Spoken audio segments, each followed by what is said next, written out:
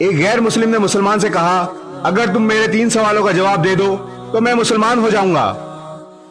سوال نمبر 1، جب سب کچھ اللہ کی مرضی سے ہوتا ہے تو تم انسانوں کو ذمہ دار کیوں ٹھہراتے ہو؟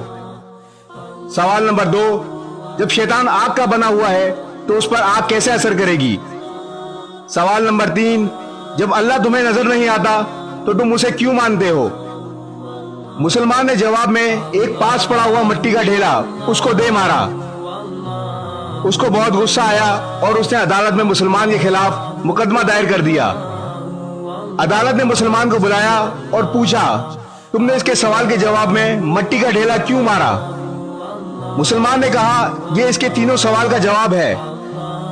عدالت نے پوچھا، وہ کیسے؟